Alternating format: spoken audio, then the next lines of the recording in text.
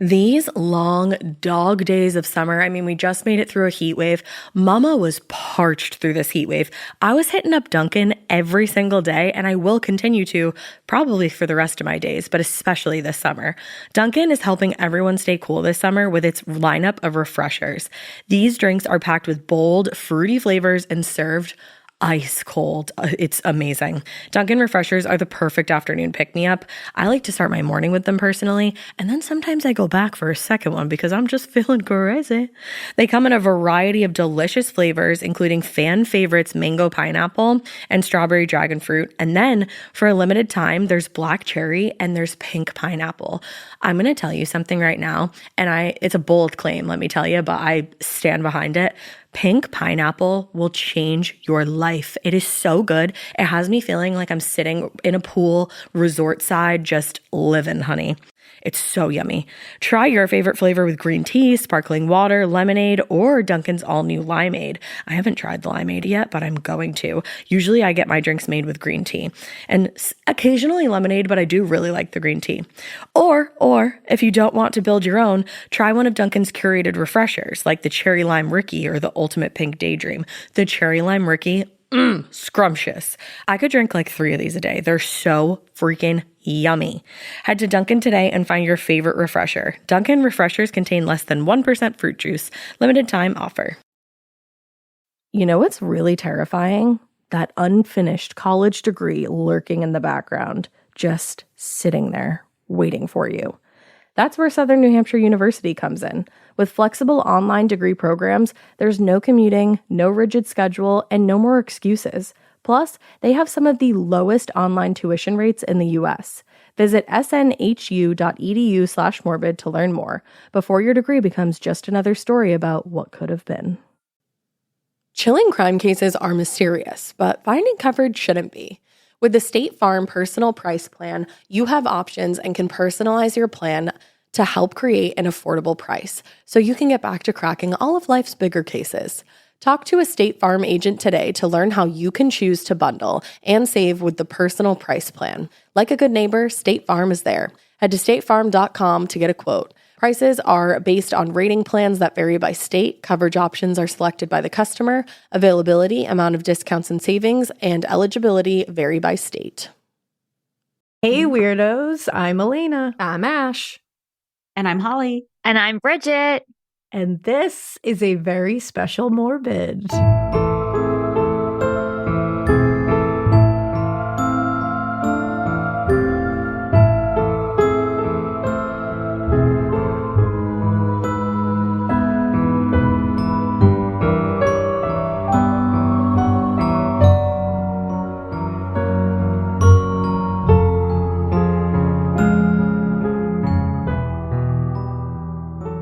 We have Holly and Bridget from Girls Next Level podcast on the show today. Woo!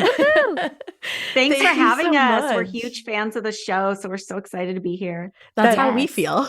And it's so wild because we are huge fans of you guys. So thank you. That's kind of blowing our minds a little bit. Truly. But we're so excited to have you guys here. If you haven't listened to Girls Next Level, you got to get on it. Yeah, I don't know what's wrong with you if you haven't listened to that yet. It's the best Monday morning. Truly it's my new show that I am eager weekly to hear the next episode. Oh, we love that. Thank you. Yeah, keeping y'all in suspense. Exactly. You are. It's so fun rewatching too. Because I watched when I was so much younger that I'm watching it through a different lens now. I'm like, oh wow, this is different. But I still love it. Yeah, it's layered for sure. Yes, definitely. Because it was funny because Girls Next Door was a show that me and my husband used to watch all the time together when we were dating.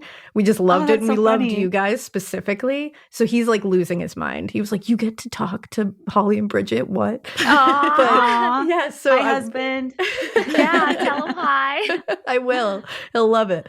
But now I've been rewatching it as I listen to the podcast. And it's the same thing. It is such a different watch when you are listening to the podcast. And after reading your book, and it's a whole different experience. Well, and there was so much packed into each episode, too. Yeah.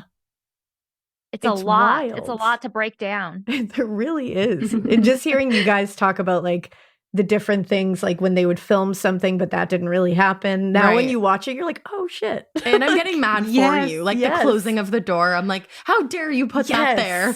I was pissed. Yeah, it's so gross. Yeah, it's so Yeah. weird of them to do that. Yeah, it's like the implications. Come on. And if you want to know Right. what that's about, go listen to Girls Next Yeah. Level. We're not going to tell you. But today we're going to do something a little different. We are going to do one of our fun little campfire tales where we're each going to hit a different spooky amusement park. Because who doesn't love a spooky amusement park? For real. Nobody. So I'm going to start off. We're going to have Holly and Bridget sandwiched in the middle there, and then Ash will end us and send us off into the night. Woohoo. So I will start off with Sylvan Beach Amusement Park, and this is in Sylvan Beach, New York. I've never been here, but now I really want to be here because it's one of those creepy vintage amusement parks, and it's still running. Ooh. Like you can go to it. It's a running amusement park. But Can we do a field trip? Yes. That's what I was just going to say. We have to. That would be so cool. Can we please? Because one of the things I really want to do here is it has a Laughland dark ride. Like one of those original, it's like this haunted ride. And it is horrifying just because of the simplicity and the vintage. Like it's literally like you're in the pitch black sitting in this tiny little mine cart going around. Right. And these random little things will just kind of like pop up out of something, but it's like they're creepy vintage looking like just like janky toys that just like pop up and go down. It's Spooky. horrifying. It's from Ew. yeah. It's from 1954 and it hasn't been touched. Oh, So- wow. The original, they have not updated it. They've kept it in like working order, but they have not updated it. And apparently it's a pretzel amusement ride company ride, this Laughland one. And the carts have like pretzels on the sides of them. What? And the Cute. yeah. And the reason it was called pretzel, because when I first saw that, I was like, am I missing like a significance here that I'm supposed to know? That's how I feel right now. Yeah, apparently these little Laughland rides, these dark rides, the little track is like a pretzel. Like it twists like a pretzel. So that's what they named it after. That's cute. There's only apparently 2 of these in existence anymore. Oh, and this wow. is one of them. And Sylvan Beach Amusement Park is actually one of the 10 oldest amusement parks in the country. So Whoa. it's real old. The land was actually purchased way back in 1902. And before that, in like the 1800s, that land was used for like traveling shows and salesmen. So there would be like trapeze artists and, a sideshow over here. And somebody is selling you snake oil over here. And like just all that vintage carny stuff that's Mhm. so spooky and amazing. So the I love land, that. yeah, and the land just like feels that. You know Yeah. what I mean? Like it just has that creepy carny feel to it from like the 1800s, and it's still Yes. rolling. So creepy, but so fun. Yeah. Mhm. So it's owned now by Doug Waterbury, and he actually had Ghost Hunters come in a few years ago. I love Ghost Hunters. That Same. show is the shit. Like I just want to watch it all day. It's one of those perfect like rainy day shows that you just want to watch like 55 episodes of. So true. But they did go here and they talked to the employees of the park. Apparently the employees are terrified.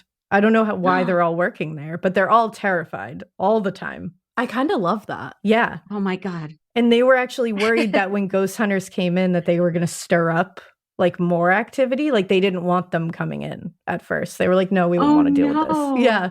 And apparently they didn't. I don't think they did stir up more, but while they were there was a lot. So what the owner said was, he said back in the day, this was one of those, again, classic amusement parks.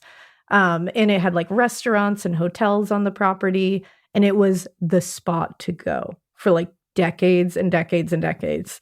And a lot of people who used to work there actually lived on the grounds of the park as well. They would live in the hotel or they'd live in like a shack over by the side of it and then get up and just work wow. the tilt-a-whirl kind of thing. So they were there 24/7, like true carnival workers. That's crazy. Oh my God. Yeah. And some of them even died on the property. So Haunted. yeah, lived, worked, died all on this property. Oh my God. Yeah. And so this park obviously meant a ton to these people. That's Right. why they would come back and hang out here. It makes sense. So they actually do ghost tours at night, but I'll tell you that at the end too. So you can like actually go on a ghost tour. But what they have is they have this bar like / hotel that is not the original one that was built. It was redone in like the early 1900s, I'd say, because the first one burned to the ground, which might have produced a few ghosts, to be quite honest. There are 3 main ghosts in the hotel restaurant and in the amusement park itself. One of them is named Jack, which I always feel like Jack is like a ghost name. Like, like you should have a Jack around at all, like a haunted Jack. I feel like it just makes sense.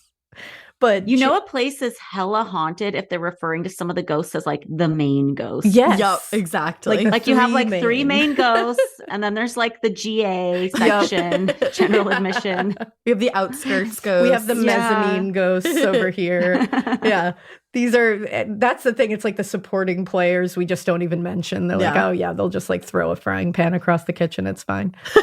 But Jack was one of the employees who actually lived on the property. He was one of those like lifers. He was really into this whole life. And he assisted in all the arcade games and the other games on the park. He was living in the yesterday's Royal Hotel. And the second floor of the Royal Hotel dining area, it's like this little platformed area. And there's a door that's actually leading to the room he used to stay in. Ooh. And the door is still there. It's still the original door that he was staying in. And sometimes it will just open.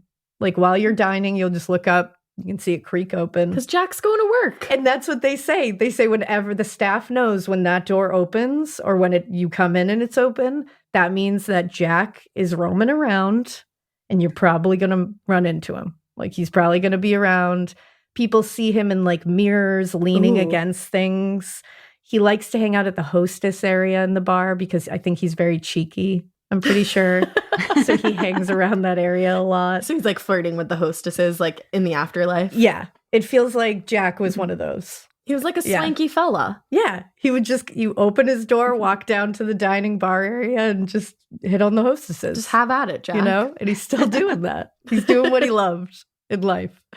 So we got Jack. Jack will also roam outside of the bar hotel area sometimes, and you'll hear him whistling, or he knocks on things a lot if you ask him to. So I don't like whistling. I have this like weird thing against whistling, and especially like when it comes to paranormal stuff, no whistling. Yeah. I don't like it. It's extra eerie. It is. Yeah, right? It is. And there's something very 19th century about whistling. Exactly. Am I wrong? Yeah, it's just creepy. Mm-hmm. That's what it is. Like you picture like a carny walking around whistling. Yeah. Well, he's about to do something nefarious. Yeah, I just don't like it. I think, I also used to have a boss that would like had this specific whistle and I would have to like go get him whatever he needed when he whistled for me. So I think that's another reason why I really hate whistling. That's what I said when she told me that. But it's Like, also ew. creepy. Yeah. It's many layers to why whistling is just not all right. Just not for me. But you know what? Jack's walking around. He's whistling. He's probably going to hit on you if you're there. Just be aware. And then we also have Abby. Abby is one of those that like we don't know how old she is. She's like a young girl, not necessarily a child, but like maybe teens, somewhere around there. Okay. She's also called the Lady in White, which is another ghost I feel like you need to have. Like you need to have a lady in white, a lady in gray, Yup. the brown, like you need to have all these different ladies just wandering around at all so times. true. Yeah. And she's seen mostly in the Royal Hotel as well, but sometimes she also goes out into the actual park. Now, the hotel, again, that, like I said earlier, it's not the original one, but she was around when the original one was standing, and she was involved in that fire. So they think she is a product of that. Oh, that's sad. I know, it is sad. But she's spotted in the dining room, or she'll be above the dining room, which makes me question. But then I realized that the timing doesn't work out because I was like, ooh, was she and Jack? Like, oh, because she was up above that dining room. That's where you see her now. But I don't think the timing works out because Jack was after fire, I believe. Well, maybe like in the afterlife they linked up. Maybe they met up, you know? But on like Ghost Hinge. There you go. Ghost Hinge. No, staff reports that they see her like a full body apparition. They see, wow. Yeah, and she's always wearing a white dress. They say she's very peaceful when she comes. She doesn't have like a malicious feeling about her. And they say sometimes they'll either see her like run across the dining room. And they're always like, did I see that or did I not see that? And then also they'll feel her. If they don't see her, they'll just feel this ice cold body next to them. Like they'll be at a bar or something, just doing work, and suddenly something will just ice cold will come right next to them. Oh, that like makes me get goosebumps just thinking about that. Yeah. And they always know it's Abby for some reason. She just saddles up to you. I wonder if it's like comforting though. Like, when you know the ghost, so you're just like, oh, hey, Abby. Hey, Abs. What's Dear going on? I personally think I would like that. I'd be like, oh, yes, I'm having an experience. Right? And I'd be like, hey, girl. Like, Right? what's up? Let's hang out.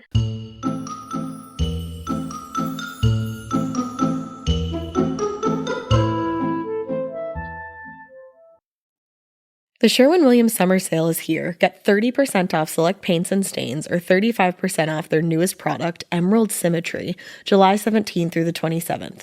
Whether you're looking to refresh your interior or your exterior, they've got the colors to bring your vision to life. And with delivery, getting everything to your door is easier than ever. Shop online or visit your neighborhood Sherwin-Williams store. Retail sales only. Some exclusions apply. See store for details. Delivery available on qualifying orders. Getting paid twice a month doesn't mean money is scarce. It just feels that way. That feeling makes you do weird stuff, like putting things on a card you didn't need to. Earnin removes that feeling. With Earnin, you can access up to $150 per day of money you've already earned, plus up to $1,000 between paychecks. Standard transfers take 1 to 2 business days with no mandatory fees, and expedited transfers start at $3.99 and cap at $5.99. 5 million people are already on it, and honestly, it's wild it didn't exist sooner. Download Earnin on the App Store or Google Play, spelled like earning money without the G. Type in Morbid under podcast when you sign up. It'll really help the show. Earnin is a financial technology company, not a bank. Access limits are based on your earnings and risk factors. Standard cash outs take 1 to 2 business days with no mandatory fees. Expedited transfers available for a fee. Tips are voluntary and don't affect the service. Available in select states. Terms and restrictions apply. Visit earnin.com for full details. Every good detective needs a partner to support them on important cases. Think of a State Farm agent like your sidekick, there to help you along the way in your search for coverage. State Farm can help you choose the coverage you need, whether it's for your home, car, boat, or even RV. With so many options, it's nice knowing you have help finding what fits for you so you can get back to solving all of life's bigger cases. Go to statefarm.com or use the award-winning app to connect with a local agent and get a quote. Like a good neighbor, State Farm is there.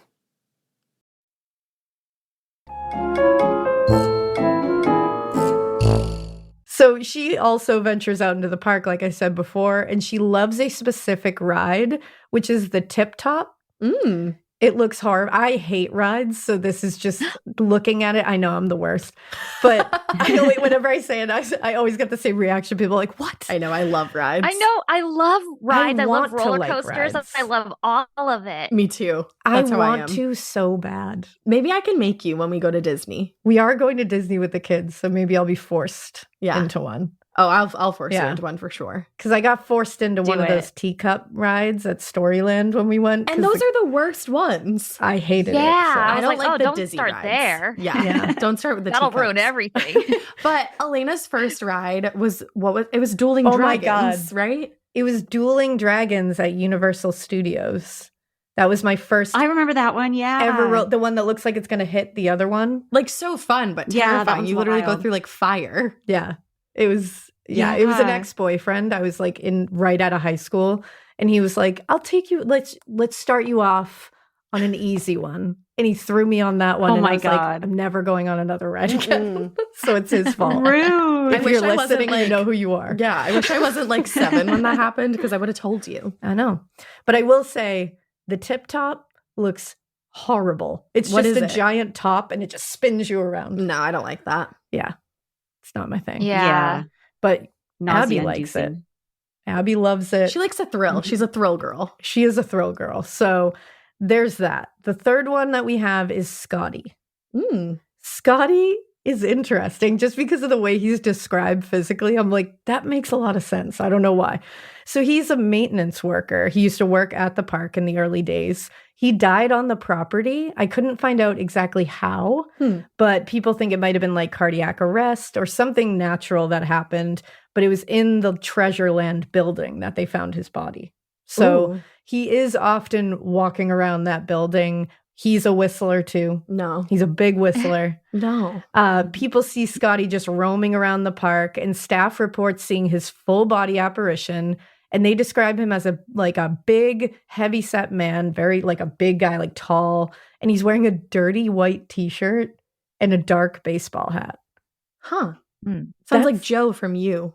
I feel like you never, right? Like, but just like a bigger Joe. Bigger Joe. Bigger, dirtier Joe. Yeah. And I think he has suspenders. Like, it's a whole look. Oh, okay. Yeah.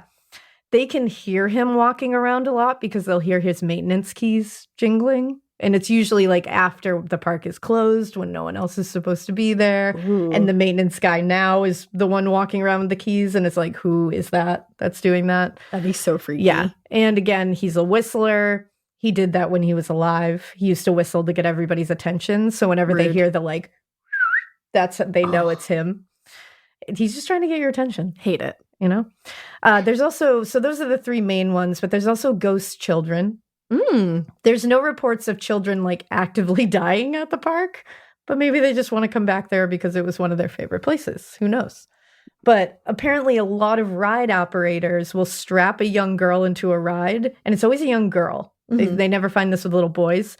They'll strap her in, they'll turn around, and then they turn back around and she's not there, but the ride is still strapped. Like someone, like they definitely strapped someone in, but they're gone. And they used to think that it was Abby who was pulling this shit, actually, because usually they would see a girl in a white dress. And one employee said that they strapped 3 girls into the Tip Top ride. Just 3 girls. And when the ride came to a stop, there was only 2. And he was like, like, what happened here? And he was freaking out, being like, where did your friend go? And they were like, what friend? Like, what are you talking? It's just the 2 of us. And he was like, no, there was a 3rd one. And they're like, no. They were probably like, why did you fasten that seatbelt, you weirdo? Yeah, they were like, okay, when they just watched him do it. And apparently he quit that night. He was like, I'm not doing this. I've seen enough. Yeah, I've seen it. I'm out of here. Well, I was going to say, can you imagine being that ride operator and you think you lost a fucking kid on the ride that you just put? That's all right? I could think of was like, not even the paranormal of it all. I was like, I would be like, oh my God, did this kid just slip out? Like, what happened? Terrifying. Am I going to be sued? What's going to happen here? Where did that kid go? And I'd be like, this is not a funny joke, guys. Like, where is your kid? Where's your friend? Yeah, I'd be real stressed. Apparently other ghosts, they have a lot of poltergeist style activity too, where coins fly at people in the arcade. That's hilarious. Yeah, it happens all the time. And pieces of wood. Oh. Which I think is just rude. I was going to say, at least coins are useful. Like, here, play another round. But wood is rude. Yeah. There was like a guy apparently who used to come there as a kid. His name was Bill or Billy. And he actually inherited the park from his father when he got older. So he would work there. And he was super particular about who could handle the money, especially the coins in the arcade. So they think he's the one throwing the coins. And also like coin bags will fall like randomly when no one's near them. So they think that's him like handling the money. But there's also a beach hut, it's called, and it's like a place you can go to eat. In the kitchens, the staff has said they will feel people brush by them while they're cooking. And they'll like freak out being like, who the hell is back here? And no one's back there. But they said it happens all the time that they feel like a person brush by them. They also saw Scotty there one day, like a full body Scotty, just sitting there. And they were like, it was after hours. So they were like, sir, like, you can't be in here. The park is closed. And one of them was like, I'm going to go get the manager, because he wouldn't move and he wouldn't even look at them. So he comes back out 5 seconds later and he was like, the man was nowhere to be found. He was on none of the security cameras. Like, that was not a human. But ghost hunters thought it was pretty haunted. They got tons of knocks and whistles and all that fun stuff.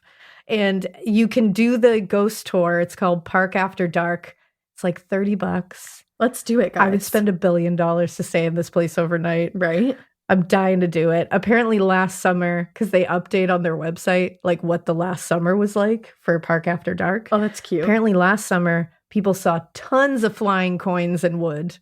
It was like super active. Wear goggles. Yes. So let's go get coins thrown at us. Let's do it. I'm down. If we can stay overnight or even not, I would even just go randomly. Like we should go. We have to go. Whatever the best time of year is. I would totally go. Let's figure it out. Are they open year round or just in the summer? I think it might be all year round. They do like Halloween weekends too, where they do like extra stuff. And that'd be fun. We got to do it. That'd be so fun. Yeah, I'm down for sure. I am down too. It's happening. We're going to plan it. Let's do it. Where did you say it was? It's in New York. Oh, in Sylvan Beach, New York. Love it. So that's the Sylvan Beach amusement park. I'm in. I'm so intrigued. Yeah, I know. My story is has a lot of similarities to yours. Oh, I love that. Another place for us to go. Yeah. Where's yours at, Bridget? Mine's in Benton Harbor, Michigan. Ooh. So we have to take a little plane ride, but all right, that's fine. We could do it. We got it. do you want me to go? Yeah, go right ahead. Okay. So mine is called Eden Springs Amusement Park, or the House of David, or the Israelite House of David. And it's not Jewish. Some people think it might have Jewish affiliations. It does not. The House of David it was a communal religious society co-founded by Benjamin and Mary Purnell in Benton Harbor, Michigan in March of 1903. And they were natives of Kentucky. He published a book on the Church of Ages, in which he claimed to be the seventh and final messenger of the Church of Ages, as foretold in the book of Revelations. Damn. The House of David colony soon had several hundred members and who were awaiting the time when their commune would be the site of a restoration of the Garden of Eden, the so-called ingathering. Wow. And they prophesied that this would take place around the dawn of the new millennium, but it didn't. Spoiler alert. Spoiler alert.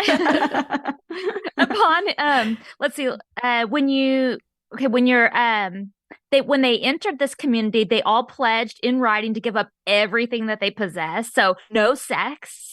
And not even for procreation. They didn't believe in sex at all.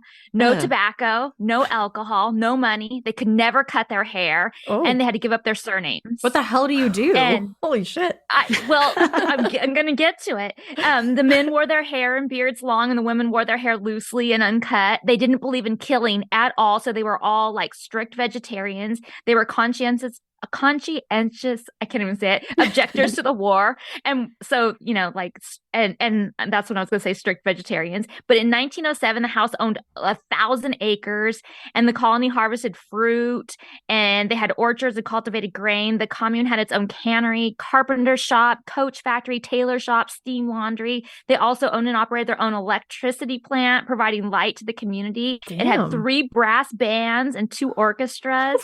They owned a gas station and a motor lodge, a cold storage facility for produce. They were one of the first to market veggie burgers. Ooh, what? And to bottle mineral water, which they got from the springs that still bubble on the property today. And they supposedly revolutionized automated pin setting for bowling alleys. Wow. And portable lighting systems for their minor league baseball team, because they had this like minor league baseball team that was like a sensation. What? Like they would travel around the world and people were like, I guess they were really, really good, but people were also coming to see them because they had these full beards and the long hair. God. So they were like a sight to see. That is crazy. Okay, so you're probably going, what does this have to do with an amusement park? I don't know. I'm just thinking I want to go there minus all the restrictions. Yeah, exactly. Minus all of that. You still can. Oh, you my still God. can. Yes. So in 1908, the House of David opened Eden Springs, an amusement park that over the years would be home to a world famous zoo, amphitheater, beer garden. Even though they didn't drink, they still like sold it, made profit off of it. Oh, we love that. You can. Yeah. Right? They had a hotel there, a restaurant, bowling alley, and one of the main attractions at the park was this coal-powered miniature locomotives. And they had like a mile-long track that like went through the whole property. And and also brought people in from the main entrance and went through like all these trees, and it sounds really cute. And the train, or at least part of it, is still there today, so you can still go there. They're trying to restore the whole thing. Oh my God. But you can go there and take the train ride how or cool part would of that it. be? I want to see this. Right? I know. They had miniature car racing and like I said, the restaurant, penny arcade, pony rides, and dances and shows in the amphitheater. And it became like this popular Michigan vacation spot. Okay, then here's where it turns. Yes. In the late 20s, the House of David was rocked by a scandal that haunts it to this day. Benjamin Purnell was accused of being a charlatan, a rapist, and a child molester. Oh man! Charges that but the charges that the Israelite faithful, and there's still people in the commune today, they still maintain that these were fabricated by commune members who were not wanting to do the way of life anymore, that were like straying from the religion. But Purnell allegedly operated a fraudulent enterprise in the guise of religion while engaging in coerced sexual intercourse with the women and young girls of the colony. Purnell was accused of inducing girls to have sex with him, and upon the representation that sexual intercourse with him is a religious rite. Ugh. I kind of feel like it makes sense that they're like, no, they just didn't like the way of life. Yeah, I don't know. 13 like young women testified under oath in court that they had sexual relationships with the patriarch while still minors. And as soon as it became public knowledge, like the Detroit Free Press and other newspapers ran like super critical articles about him, and the news brought national attention to the group. And from this court case sprang the countless rumors about the conduct of him and other things, like they owned this island and that they used to take the girls out to the island and abuse them out there. And he had this thing called the Shiloh House, which was like the main house, like this Victorian mansion that allegedly contained secret tunnels where he would conduct these little trysts. And the trial was like lengthy, over 300 witness testimonies, 15,000 pages of documentation. And on November 10th, 1927, Purnell was found guilty of fraud, and the assets of the colony were put into a receivership while the members had to choose a new leader. And the validity of the sexual misconduct charges were never officially proven because at 65 years old and in poor health and during the trial, he died of tuberculosis. And so that was kind of the end of it. But they had this weird thing. They believed that the living should not be associated with death. And the faithful, if you were truly faithful, you could not die. So if someone died, they wouldn't call an undertaker, and they made no like announcement or anything. They just kind of let it be. They're just like, wow, how lame of you to die. Yes, that's exactly. Like you weren't allowed to die, or you weren't faithful enough. And it's rumored. This is just a rumor. I don't know if it's true, but allegedly, but it's out there. Purnell is encased in a glass casket on the property so they can still visit him daily. Ew. Stop. They were like, it's fine that he died. Yeah. Well, no, I feel like they think he's maybe not really dead or something. Yeah, he's sleeping. And then in her husband's absence, Mary, the wife, split off from the House of David and started her own colony, the City of David, directly across the street. The park closed in the 1970s, and it was abandoned for like 50 years. Damn. And now it's run by a group of volunteers. It's like a 501c3. They're working to restore the park, and they have the train partially running, like I said. They do ask that you not trespass, but if you ask nicely, they're more than happy to give you a tour. And then these are the hauntings that I heard of from there. And I actually first heard about this park on my Ghost Magnet podcast because of the hauntings.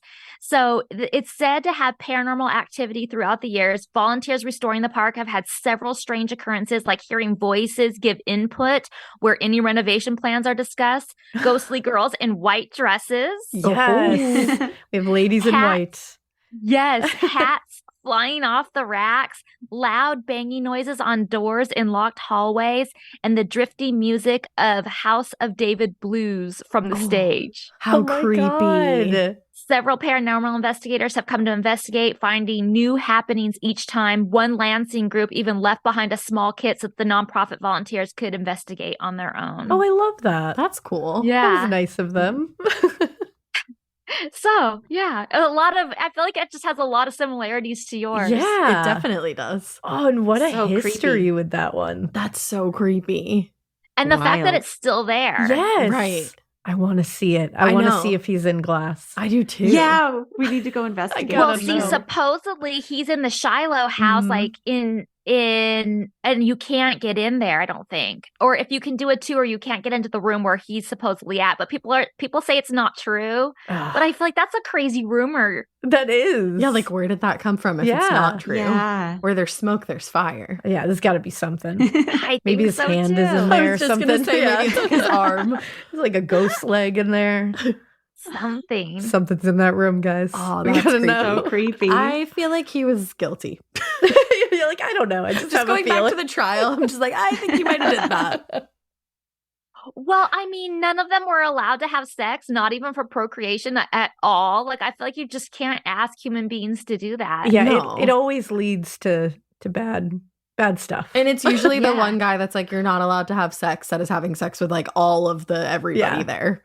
Right? Yeah. Like So usually gross. he's the one that's like, well, I can. Because It's I an am act the, of God. Yeah, I'm the messenger here, so I can do it. God said I can, but he said, fuck all y'all. None of you can die. None of you can have sex. Just me. Purgatory forever. Wow, that was so creepy. That was a good one. So creepy.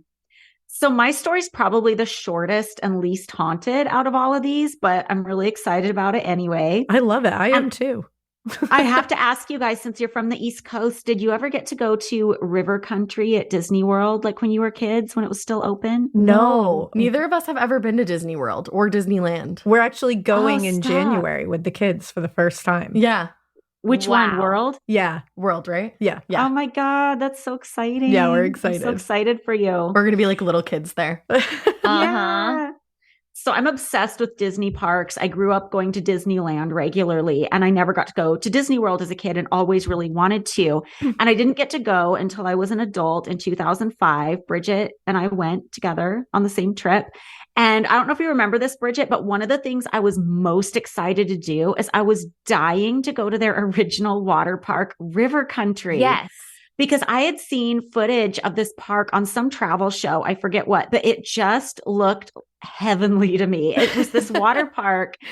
So the water park looked very kind of Frontierland vibes. And even like their inner tubes would be just like a basic black inner tube. And there was like footage of some kid hosting the show who was like floating down the lazy river within like an inner tube. And I'm just like, oh my God, that just looks like heaven. I want to go. And we went to Disney World in February. So I was clearly on crack wanting to go to the water park.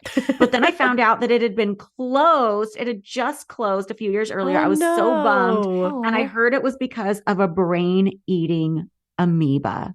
Oh, just that. Wait, yes, I heard that. When I was looking for a park, I think I stumbled upon this. A brain-eating amoeba. You're like, Yes, I want to go there, but not anymore. They were just like, I whoops. know. Sounds like a horror story. So River Country was Disney World's, or just Disney in general's, first ever water park. I think it was the first themed water park in all of Florida. And they opened it in 1976. Disney World was only a few years old at that time. And they only had like the Magic Kingdom Park and three hotels at that time. They had the Contemporary, the Polynesian, and the Fort Wilderness Resort. It's crazy and the Fort to Wilderness, think that ever was the way it was. That it was just like Magic Kingdom and 3 hotels. Like, and so much land. Yeah. It's crazy. So Fort Wilderness, as the name suggests, was just like a traditional wilderness lodge. And they wanted to build a water park right next to that. So they wanted to stick with the theme and make it kind of like old school, outdoorsy. And the reason they decided to go with a water park in 1976 is because there was a oil crisis in the 70s. So gas prices skyrocketed and tourism was kind of in a slump then. So they're like, okay, what can we do to bring more customers here, but not spend a ton of money? Like, let's not rush into like a whole second gate park right away. Let's do something a little bit smaller, but can still attract more people. So they decided to go with the water park. And the water park, I've seen conflicting reports. Some places describe it as it was 5 acres. Some say 6.5, but it was in between 5 or 7 acres. So it wasn't huge. And it had a few attractions, like some rapid rides and some fun things like that. And a lot of like traditional things you see at water parks, like the zip line that go over the lake and things like that. And one of the things that was interesting or unique about this water park is the water and I don't know why this was attractive to me, the water looked kind of dirty because it was like adjacent to like a natural lake. They have this big bay lake on Disney World property, and they had a filtration system. Like they had this whole like man-made rock mountain, and the filtration system was inside. So it would like suck water from the lake in there and filter it, but it still had this very like natural look when it came out. And there was like a pool area that kind of looked like it flowed into the lake, but didn't really. Like there was really a retaining wall. So like the water could go back out into the lake, but like lake water that hadn't been filtered couldn't go in. So that was kind of the look of the whole thing. The whole theme, it was inspired by the Tom Sawyer and Huckleberry Finn stories. So it was very like old school 19th century, like you're just going down to the swimming hole. Very, very quaint. And I think that's what appealed to me. It just looked so damn cute. It's cute and creepy all at the same time. Yes, exactly. Definitely a creepy vibe. So the first tragedy happened in 1980. An 11-year-old boy died because he contracted this brain-eating amoeba. And the reason the park wasn't closed down immediately, it wasn't something that was thought to be the fault of the park, because this kind of amoeba can occur. It's pretty rare, but it can occur in freshwater lakes in warm weather. So it's just something that didn't get through the filtration system. Oh, man. And sadly, he passed away. And that's where the rumor started that this park closed because of the brain-eating amoeba, which sounds super creepy and scary. It really does.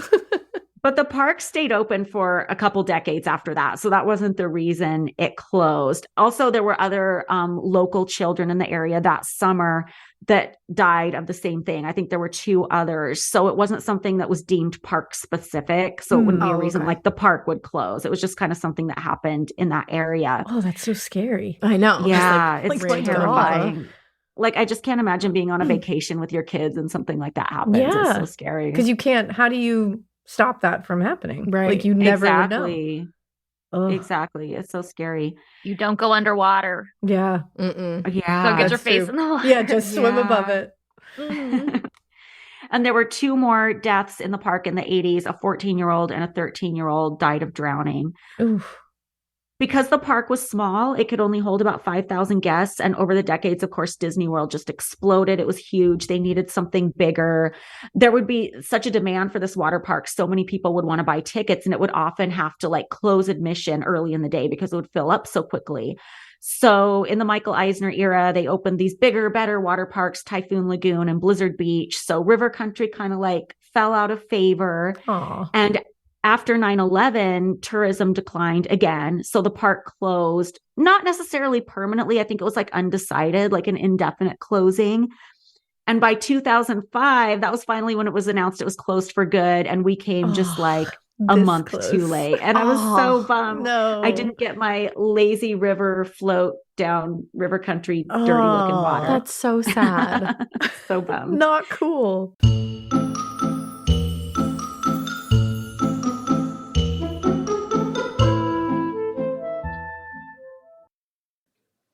This part of the show is brought to you by Anua, the Korean skincare brand known for scientific, gentle, yet effective formulations. The latest from Anua is the Retinol Collagen Gua Sha Cream, a firming cream with a gua sha-shaped tip built right in. Have you guys heard of gua sha? It's that viral massage tool that moves fluid and tension out of your face. Less puffiness, a snatched jawline, honey, more definition in your face. Retinol firms and reduces fine lines, and collagen keeps your skin plump and structured. This cream has both of those things, arguably the most optimal combo for that snatched, lifted look all in one step. I am obsessed with the Gua Sha cream. First of all, it feels so cool to the touch when you put that on your face. It's just like, this is lovely. It's like a little spa treatment that you can give yourself. I like to do mine at night after I get out of the shower. I rub the cream on my face with the little gua sha. I'm sculpting that jawline, honey. I got it on the cheekbones. And actually, I had a facial the other day, and the lady doing my facial, the professional, she said, "Do you use a gua sha at home?" And I said, "I do." And I said, "How did you know that?" And she said, "I didn't have those little like bumps in my chin or like different areas like that." So she could tell that I was using the gua sha. And I said, "Oh my God." I just feel like I wake up less puffy in the morning when I do it the night before. But you can do it whenever you want to. I, 10 out of 10, recommend this product. The Anua Gua Sha Cream Value Set is available at anua.com, already discounted. Use code MORBID for an extra 10% off. That's ANUA.com, code MORBID. Getting scared is one thing. Getting a thrill is, well, you want more of those in your life. The Genesis GV70 is built to thrill, baby. A thrilling yet elegant design always makes driving the GV70 an exciting adventure. Its powerful athletic stance screams performance and turns heads. Everybody's looking at you, girl, or boy, or whoever. Command the road and experience a class-leading standard 300 horsepower. Oh my God. Plus, discover the different dynamic drive modes for all different terrains. Choose between the different terrain modes for whatever road conditions you may encounter. The Genesis GV70's award-winning technology and performance lets you drive with comfort and drive with confidence all at the same time. It's an exciting SUV with intuitive tech that can make your ride smooth even when the road isn't. And its blind spot cameras allow you to see what's next to you. It's like having eyes on the side of your head. That's pretty iconic. Its performance, by the way, is measured not only in power, but in how it makes you feel confident, sexy. The Genesis GV70. Learn more at genesis.com and feel the GV70. Need a boost? Sometimes all it takes is tapping into your inner cool.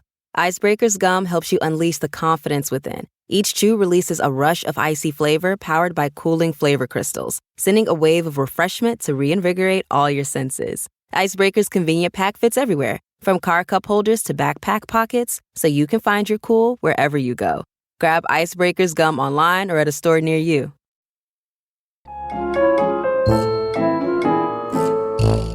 Another creepy part of this story is the park wasn't demolished. It was just kind of left there. They built like a whole wall around it, like just a chain link fence with, I love when they do this tarp kind of thing. And it was just left there. And I'm so mad at myself because I can't remember this word, but I saw a TikTok recently about how there's a word for how when they leave something to just rot instead of tearing it down. There's a specific word for that. And I'm so mad I didn't retain that. What you're talking about. Yeah, I follow this like architectural account on TikTok and they did a whole TikTok on this word. And I'm like, ooh, that's useful, but didn't just like, remember it. So there we go. I know. We need to know. I need to know. I'm going to try to find it. So it sat there. When we were there, Holly, didn't we drive by though and just kind of see it? I remember kind of driving by that area. I don't remember getting a good view of it until I went back later, but you could drive by nearby because it was by the Fort Wilderness and the Fort Wilderness campground. So you could kind of cruise by there. I just remember being super bummed. That's all I remember from that trip. But years later, this was probably like in like 2015 or something. I was talking to my tour guide about river country and how bummed I was. I never got to see it. So he drove us out there and he drove us around in this big white Sprinter van. And I like climbed on top of the van and like peeked over the gate. So you could still see like the rock structure and the slides and everything. And it was just kind of decaying. But I kind of love that stuff. Like, I think there's a beauty in like decayed things. I love that stuff. Yep. I love that stuff. Like I was just saying, I live in this house that looks like a witch's house. And I noticed like up on the top, like the paint's kind of chipping a little bit. And I'm like, oh, I should get that fixed. And I'm like, but maybe I won't. I kind of love that. Like if it goes with the aesthetic, I kind of like that thing. So I did get to have a little peek at it. And you can go on YouTube. I should have taken down the name of the account, but you can go on YouTube and search. There was somebody who broke in there and like recorded his foray into abandoned river country. And the creepiest thing is lights will flicker on and off and they left the ambient music playing. I hate and you know how Disney music is all kind of like old fashioned and romantic and la-di-da. So there's something about hearing that echoey music still playing that's so creepy. It's like The Shining. Yes, right? It is like The Shining. But I have to warn people out there, like, I'm somebody who's like kind of like into trespassing. Like I'll do it, but not on Disney property. Don't do it on Disney property because you will get banned for life. People have got banned for life for trespassing. So don't do it. I would die if I got banned. Oh my God, that'd be terrible. That'd be the saddest thing. I know. Don't do it. It's not worth it. So, you could go in. You couldn't go in there, but people had, and there's video of it on YouTube and there was still creepy music playing. Oh, I love that. And over the past few years, like I believe in 2017, Disney announced Disney Vacation Club Resort they were going to build in that area. It was called Reflections, but then that got canceled. And they have since, sadly, torn down all the river country remains. So it's not there anymore. Yeah. So thank goodness that person filmed it. I know. So now we have a record. Took one for the team. Yeah. So that's the end of river country, but I don't know. It'll still always like hold this mystique for me. Yes. It's like that whole forgotten, like that like frozen in time kind of thing that I just love. Yes. Oh, and thinking about that like ambient music playing, like I can't. I know. That's so like they need to have a horror movie. That's in that kind of theme park too, like river country. It just has something about it. I'm like, that's a horror movie. It's rife with you need creepy. Disney should open a haunted water park. They that's should. like river country, and it's like scary, and you can. Nobody's done that, a haunted water park, and you can go through the rides, and like things jump out at you. And, oh, that could be so cool. And you can make it like really like backwoods river country esque. Yeah, you can make it like super like dark that way. Oh, you could do like a water slide where like you can't see anything, and then like all of a sudden like scary things happen. Like my God, that would be so good. That'd be really fun. All right, TM, we're doing guys. it, Are we making a water park? I think we that would be amazing. Next project happening. That was such a good one. That was a good one. I didn't even know that existed. I know. Neither. Well, I knew about it when I started reading like for this, but I didn't hear about it before that. That's crazy. And a braiding amoeba is always terrifying. That'll always bring terrifying. R.I.P. River country. Yeah, seriously. So sad. I'm sad that you didn't get to go. I know. So close. All right. Well, I have like a little bit of a 2-for-1 for you guys because I'm going to be talking about not only Coney Island West, which is in Cincinnati, Ohio, but also Kings Island in Mason, Ohio, because they kind of correlate. They like share hauntings. Oh, that's nice of them. Yeah, it's cute, you know? They're like best friend haunted amusement parks. Yeah, that's cute. So when Coney Island West shut down in 1972 because of the constant flooding from the Ohio River, the thought was that Kings Island would be its replacement. But before we get to Kings Island and the nitty-gritty of everything in between, we have to start with the beginning of the story, which starts with the Hopewell Native Americans. They settled the land that would one day become Coney Island West, and obviously, they were the first to have the land, and then eventually it was stolen because America. But eventually, in 1867, a farmer named James Parker, he bought 20 acres in the area, and he started his own apple orchard. That's adorable. It's really cute. So more and more people started traveling out west, and they kind of start like stumbling upon this orchard, and they'll ask him like, hey, can we have a picnic here? Like, we've been traveling a little bit. We just want to hang out for a second. And he would always let people. So then eventually he realized that this was kind of a good business opportunity. So he added things to the orchard to kind of make it a better like tourist experience. So first it was just picnic tables and like benches and just like overhangs if it was raining. But then he added a dance hall, a bowling alley, a cafeteria. Whoa. He like really went crazy with it. Yeah. Now he's rumored by many sources to have constructed the first merry-go-round there on his land. And like, maybe that's true. But when I fact checked it, the first patent was in 1850. So like before that.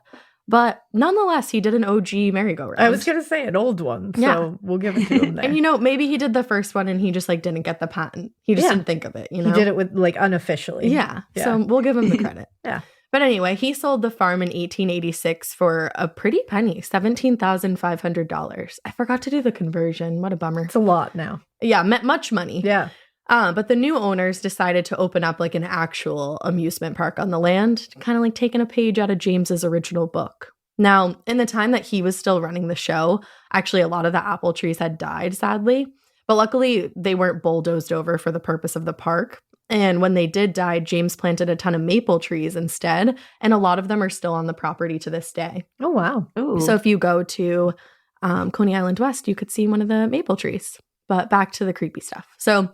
Or not creepy yet, but it was opened the same year that the land was purchased, later in the year toward the end of June. And it apparently rained torrentially the day of the grand opening, like crazy, crazy rain that day, which is important for later. So remember that. Mm-hmm. Now, the park was dubbed Ohio Grove, the Coney Island of the West. But about a year into that mouthful of a name, people just shortened it to Coney Island. And over the next few decades, tons of improvements would be made to the park, and it would see several different owners. But in 1924, it was purchased by one of the people who is still said to haunt it to this day, George Schott and his brother Edward Schott. So the two of them put a ton of money into the park, and they kept building until it had grown more than 120 acres. And they added attractions that still exist to this day, like the Sunlight Pool, which is famous for being the world's largest flat-surfaced recirculating pool. Ooh. It is bigger than a football field, and it holds over 3 million gallons of water. Damn. Wow. Shit's wild. Shit's wild, indeed. It is. Now, the park is also home to the Moonlight Gardens, which are really, really pretty.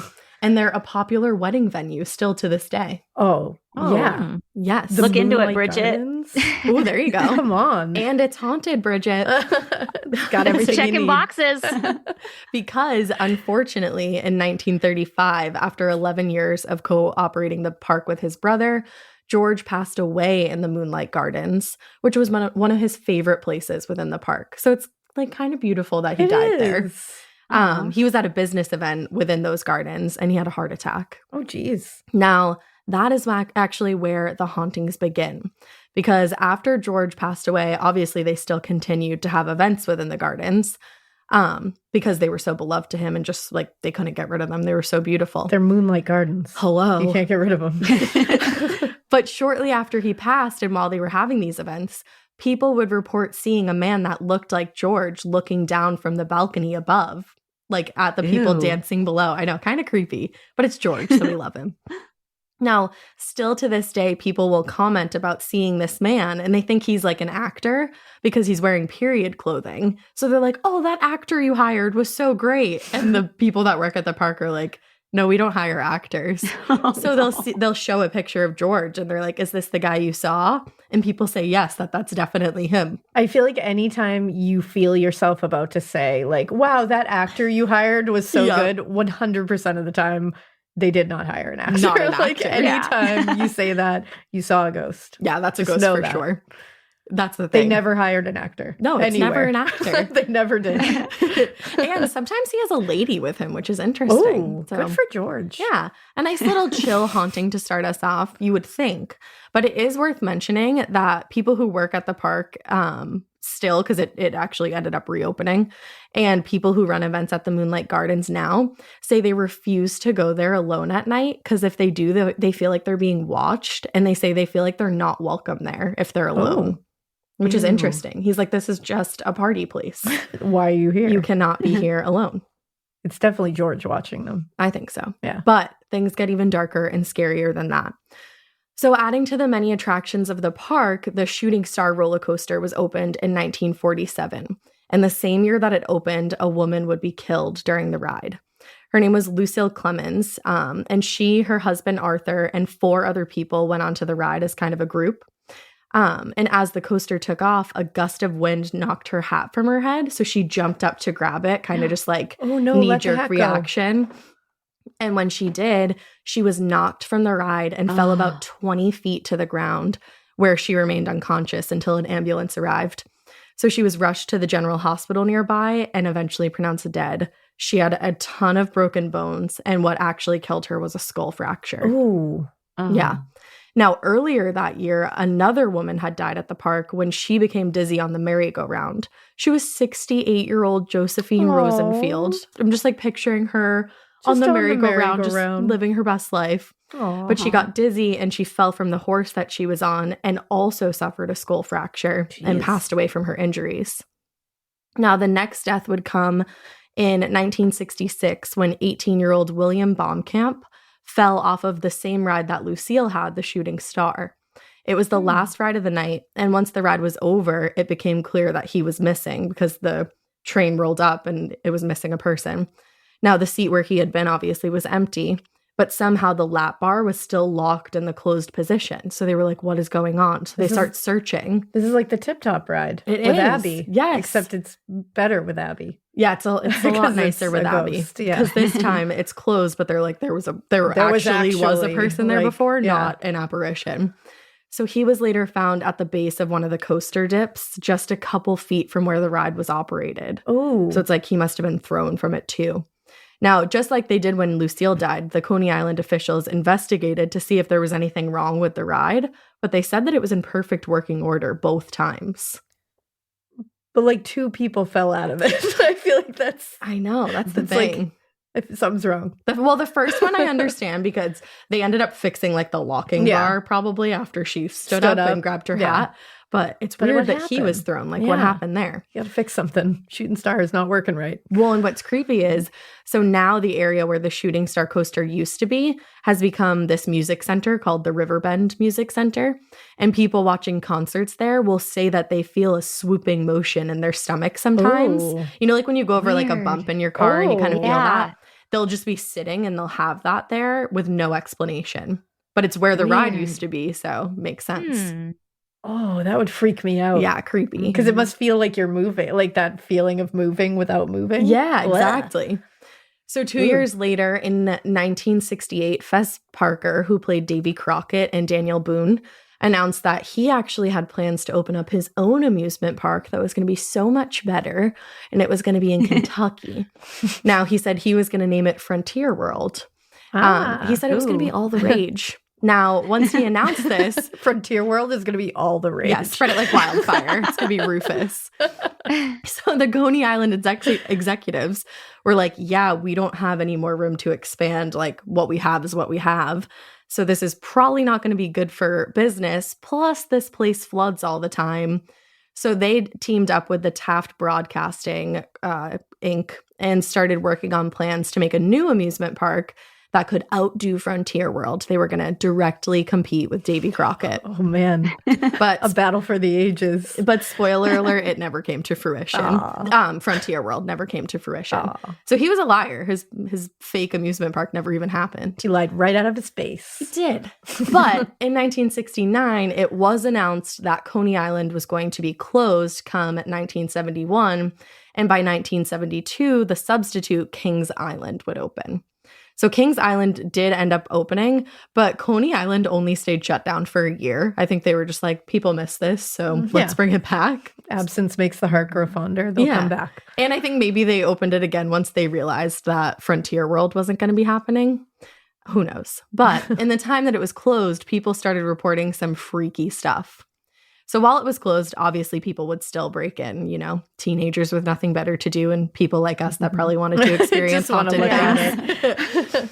But people started reporting hearing screams coming from the area of the Sunlight Pool. Ooh. And they would go over there because it sounded like somebody was calling out for help and there would be nobody there. Ooh. Now, I couldn't find a name associated with this, but it is rumored that a young man actually drowned in the pool after he agreed to do a race with his friends. He jumped in at the start of the race, but he underestimated where he was diving, and it was too shallow, so he hit his head and drowned. There's a lot of head injuries. There is a lot of head injuries. What's going on there? I think it's just like rides and just right. You have a head. So yeah, you know. It's just one of those things. Just coincidence. Yeah. Now, perhaps it was a lingering haunt from his friends calling out for help, but the creepiest part of this whole haunt to me is that people will hear screams and splashes from the pool even after the park is closed for the day and no one's in it. But even creepier, even when the pool is emptied for the season, they'll hear splashing and screams. Ooh. Like people are just still there. Still splashing. They also claim to hear chanting from the mounds that are still left from the Hopewell Native Americans. And also they say that sometimes the area like of the park fills up with this super dense fog, but it's only contained to the park area. Ooh. Creepy. Weird. Right? And also the merry-go-round music still plays even when it's not supposed to. We love creepy music. And like I said, the day that it opened, it was torrentially downpouring. And the day they closed it, it was torrentially downpouring. So just like a weird little... just weather, you know? Snafu. Who knows if it's a coincidence or like a warning. Still strange. Yeah, weird. But now we're going to shift our focus to Kings Island, which actually seems to be a little bit more haunted. Though some of the hauntings are kind of, like I said in the beginning, co-hauntings. So Kings Island officially opened on April 29th, 1972. And within 4 years, there was already a tragedy. because in 1976, one of the employees working in the Lyon County Safari as a ranger was killed by a lion. Oof. He was 20 years old, and he had actually he was just like had worked like on the other rides just as like a ticket ripper, like helping people on the rides, but he really, really wanted to be on the safari. Like it was his dream. So they let him. And one day he got out of his Jeep to use the bathroom, but he didn't take his tranquilizer gun with him, which could have protected him if he had come into contact with a lion. So sadly, he was mauled to death. Oof. Oh my God. I know. That's a Wait, rough you couldn't one. go to the bathroom without taking a tranquilizer gun with you? I was They also were going just to ask out? that question. I was like, wow, they were like, just put your life in your hands. Well, he was for going a to bathroom break. going to the bathroom like in the Oh, lion he was going to place, go like pee off to the side? Yeah, like he wasn't Oh. going to a bathroom. I literally thought the same thing. Yeah. Okay, got it. I was So a like, little they better. put the restrooms like in the actual. No. I was like, damn. You know, guys can pee anywhere. We Yeah, don't think that's like true. that. That's true. Right. Forgot about that. Yeah, so he was just going in the lion's den, which, Oh, you know. not great. Yeah. So the next tragedy at Kings Island would come to be known as Black Sunday. It was June 9th, 1991, and it involves many deaths. So the first starts with a few guys. They were hanging out at an Oktoberfest event near the Viking attraction. And it was really, really hot that day. So one of them reached into this water fountain to kind of like cool down and splash at his friends. His name was Tim Brenning. And when he did so, he was electrocuted. Oh. Because nobody at the park realized there was some kind of glitch when the lighting of the fountain had been set up, but they were going to realize how bad this glitch was soon. No. Because after he got shocked, Tim fell into the water, and his friend William, better known as Eddie Haithcote, went in to try to help Tim because I think he didn't realize what had happened. Yeah. He's like, oh, did you just fall in? But when he went to help his friend, he was also electrocuted. So then a security guard came and tried to assist both of them, and he too was electrocuted. Oh my God. Oh my God. So ultimately, two of the men died, the security guard and Eddie. Tim survived, but he ended up having long-term nerve damage. Damn. But as this was happening, a woman named Candy Taylor was riding on the flight commander nearby, and she saw that there was like this big commotion going down near the fountain. And then soon she saw all the helicopters arriving at the scene. So she started waving to her friends from the ride, like pointing everything out, all the craziness. Now, she was said to have been intoxicated, and they actually tried to deny her access to the ride, but she pushed her way past them. Ooh. So as she looked down at the commotion, she actually wiggled herself out of her harness and tumbled 50 feet to the ground. Ooh. Oh my She God. too died of a skull fracture. Jeez. Yeah. Wow. So all of these Damn. tragedies, I'm sure, contribute to the hauntings, but there are other paranormal beings that actually predate the park itself. Now, one such haunt is a little girl who's come to be known as Tram Girl. So she appears to park employees and visitors as this little blonde girl wearing a 19th century blue dress. Stop. Yeah. Mhm. Now, she was originally spotted mostly by tram workers, which is how she got her name, but she's also seen a lot in the water park, which is strange because a lot of people think that she's the ghost of a little girl who drowned in a nearby lake. Oh. Now, the little girl is known to paranormal investigators as Missouri Jane Oh. because apparently during an investigation of the nearby Dog Street Cemetery, which is super haunted, investigators found the grave of a 5-year-old named Missouri Jane Gallinor, and they think that she could be the little girl in the blue dress. Oh, 5 years old. Mm. Yeah, they said that Oh. she was sad about like all the other little kids that got to go to the park. Oh my God, break my heart. Aw. She's mostly seen by the water park and like going around the parking lot. Let her play. Yeah, people say she's like pretty friendly. I hope so. Either way, even if she's mean, let her play. Yeah, I don't even care. Just let her do whatever Let she her- wants. Yeah, give her everything. Now, another ghost of the park is a young boy known as Racer Boy. And people say that he was killed on the Shooting Star ride, much like William and Lucille, Yeah, shut that down. because they ended up taking 2 of the cars from the Shooting Star ride and bringing them to a different ride here at Kings Island. So they claim that his body was found on the tracks. And apparently he's dressed in all white, and people will spot him as this new ride goes through a tunnel. They'll see him standing on the edge of the ride, all dressed in Oh. white. Oh, I just Scary. got like chills from that one. I don't know Mhm. why. Me too. Yeah, I don't I like was that one. ugh. Now, I guess the first time he was reported was in the early 90s, but the sightings from him have never stopped. Ooh. Now, one of the most spotted paranormal pals we have here is Tower Johnny.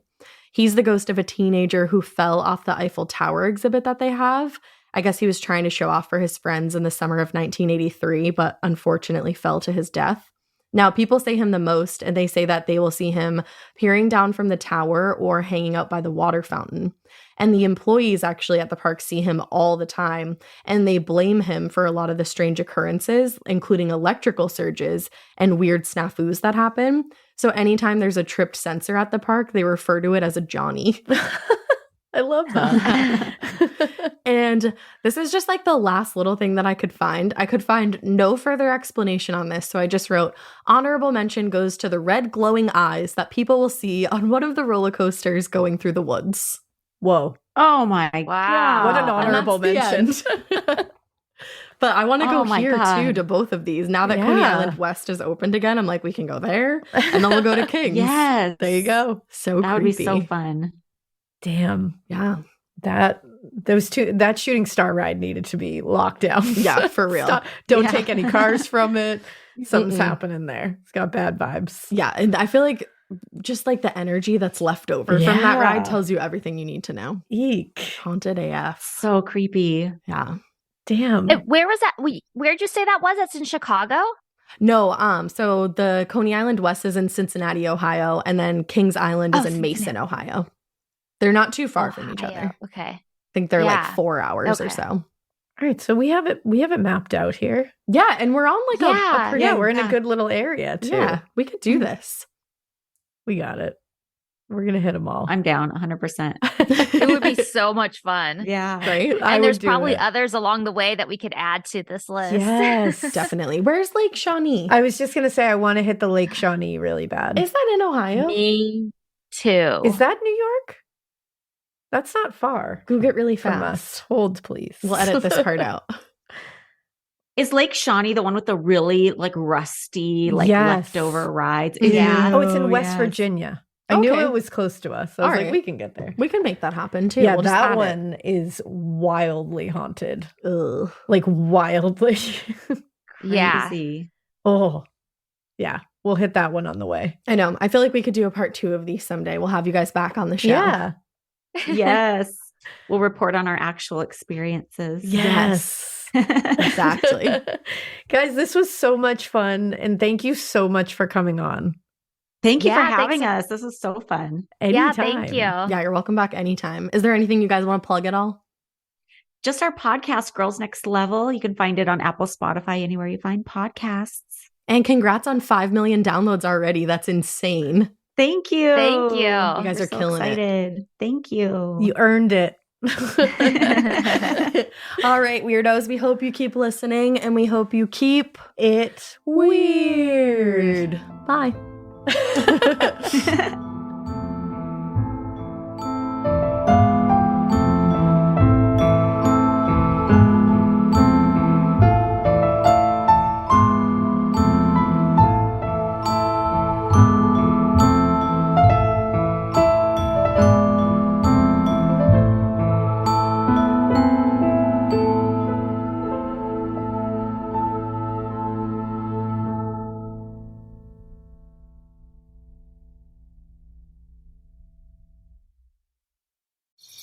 Traditional home security only alerts you after a break-in, and that's too late. Simply Safe is changing that. Stop. This is Simply Safe. Police are on the way.